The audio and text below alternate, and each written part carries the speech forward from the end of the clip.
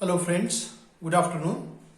आज हम बात करने जा रहे हैं और एक इम्पॉर्टेंट यूनिट्स है, उसका नाम है इमोशंस।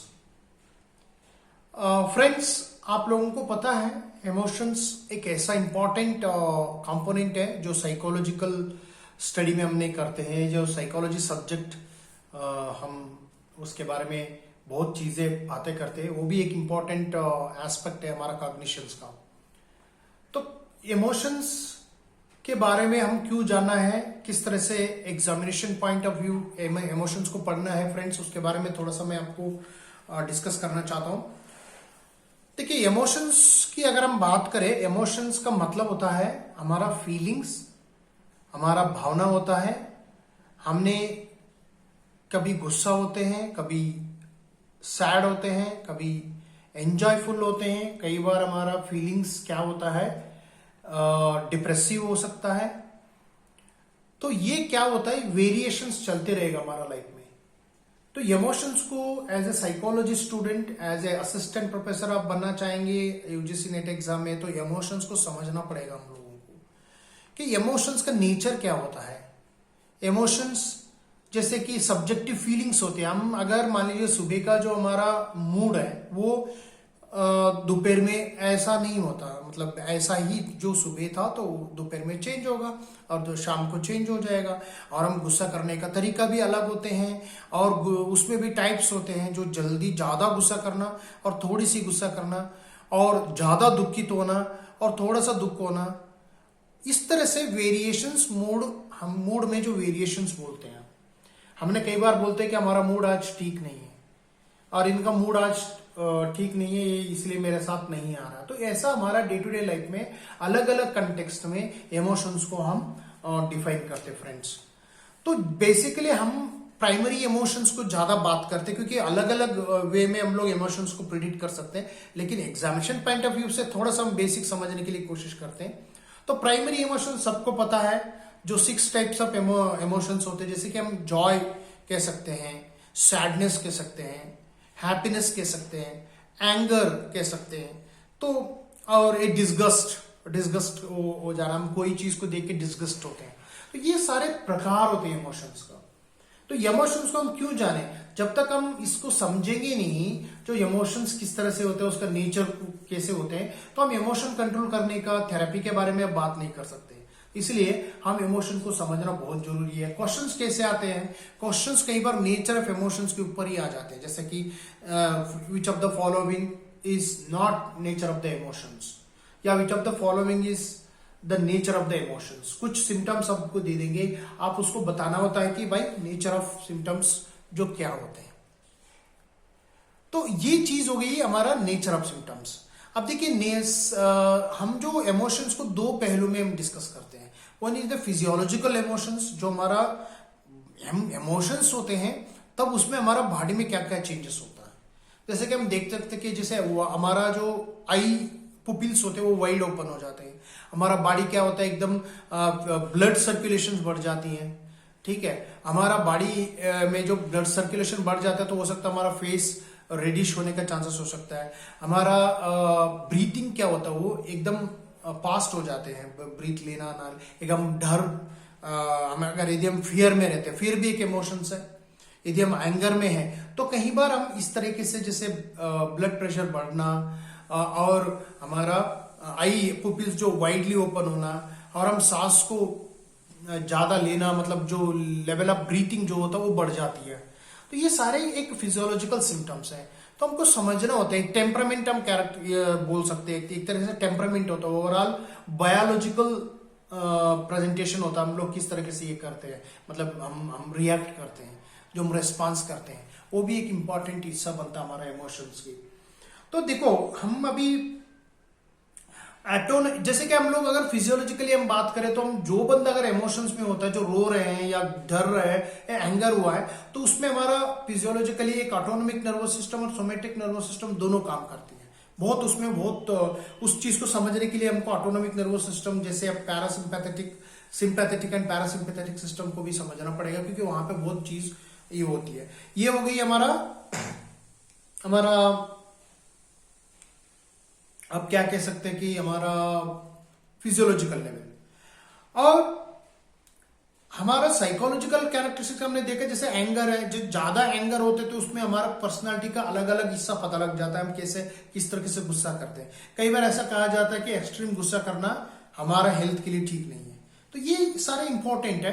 जो आपको नेचर ऑफ इमोशंस को समझ लेंगे तो आपका क्वेश्चन उसी में 2-3 क्वेश्चन फ्रेम होने का चांसेस होता है। और दूसरी बात रही है कुछ थ्योरी के बारे में, तो कुछ थ्योरीज है तो उसको हम देखेंगे कि कौन सा तो जो थ्योरी थोड़ी सी हम लोग आज की क्लास में हम लोग थोड़ा 2-3 साइकोलॉजिस्ट का नाम बताएंगे और उन्होंने क्या किया था उसके बारे में बताएंगे। देन हम लोग आगे टाइप्स ऑफ इमोशंस क्या होता है, एंगर मैनेजमेंट क्या होता है, इमोशंस क्या होता है, इसके बारे में हम लोग बातें करेंगे। तो देखिए अर्लीस्ट जो थ्योरी था इमोशंस के बारे में वो था आपका जेम्स एंड लैंगे थ्योरी। तो जेम्स एंड लैंगे थ्योरी क्या बता रहा है, हम डिटेल नहीं जाएंगे क्योंकि अगले क्लास में हम डिटेल पढ़ेंगे उसका जो थ्योरीज एंड अप्रोच है, लेकिन हम सिर्फ एक पॉइंट बताना चाहेंगे। तो एनवायरनमेंट स्टिमुली, उन्होंने बोलता है कि जो एनवायरनमेंट स्टिमुली जो होता है वो एलिसिट करती है हमको, यानी कि हमारे इमोशंस को बढ़ावा देती है, प्रोवोक करती है। तो वो है response from viscera. Viscera organs means हमारा जो सिंपैथेटिक सिस्टम में जो आती है, जो एकदम सेंसिटिव ऑर्गन्स हो, जैसे हार्ट हो गया, ब्लड सर्कुलेशन हो गया, जो हमारा नर्व्स होते हैं विच आर इनवॉलंटरी होती है, जो उस तरीके से जो ऑर्गन्स होते हैं, विसेरा का मतलब होता है एक तरीके से हम इनवॉलंटरी ऑर्गन्स होते हैं, उसमें जो ये चीज का रेस्पॉन्स जिस तरह से करते हैं, ये पॉइंट पड़ती है आपका। इन्होंने ये कहा कि भाई जब एनवायरनमेंट स्टिमुली कैसे करती है, एलिसिट करती है, बढ़ावा देती है, तो फिजियोलॉजिकल यानी कि रेस्पॉन्स को, फिजियोलॉजिकल रेस्पॉन्स के लिए, ठीक है।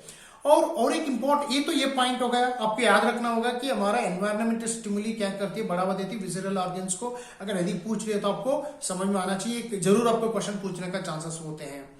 उसके अलावा एक कैनन बोर्ड थ्योरी है, इन्होंने थोड़ा सा अलग पॉइंट उन्होंने कहा है, उस बात को उन्होंने पूरा सहमत नहीं दिया था जो जेम्स लांगे ने बताया था। वो कैनन बोर्ड थ्योरी कहती है कि भाई entire process is mediated by thalamus. जो भी इमोशनल प्रोसेस होता है वो मीडिएटेड बाय थैलेमस कहते हैं, ठीक है। तो उसके लिए हम लोग ये बात हमें हमेशा समझ लेना चाहिए कि जो भी मीडिएटेड होता है इमोशनल प्रोसेस होता है, जो हमारा फीलिंग्स होता है, जो हमारा thought process as a behaviour में मैनिफेस्ट होता है, उसका मेन कारण होता है थैलेमस।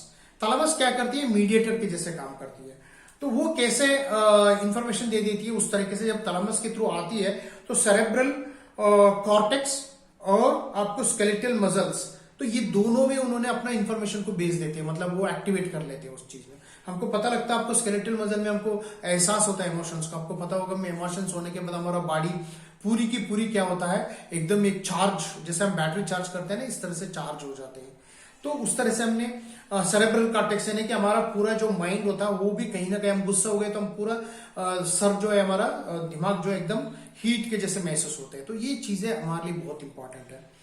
तो और एक पॉइंट हमने अभी डिस्कस करेंगे, ये कॉग्निटिव बेस ऑफ इमोशंस, और एक थ्योरी आ जाती है। अब तो ये दो थ्योरी आप हमेशा याद रख लीजिएगा, ये फिजियोलॉजिकल कंटेक्स्ट में बताई गई है। और एक इंपॉर्टेंट थ्योरी आती है, ये थोड़ा सा साइकोलॉजिकल कंटेक्स्ट में, उस थ्योरी है कॉग्निटिव बेस के बारे में वो बताती है, लेबल करते हैं हम लोग कॉग्निटिव बेस क्या होती है। उसका जो मेन रीजन है परसेप्शंस, मेमोरी एंड इंटरप्रिटेशंस जो होते हैं वो फिजियोलॉजिकल अराउजल्स एंड कॉग्निटिव अराउजल्स, यानी कि हमारा जो इमोशनल अराउजल्स होते हैं वो कौन सा कंपोनेंट से जुड़ी हुई होती है।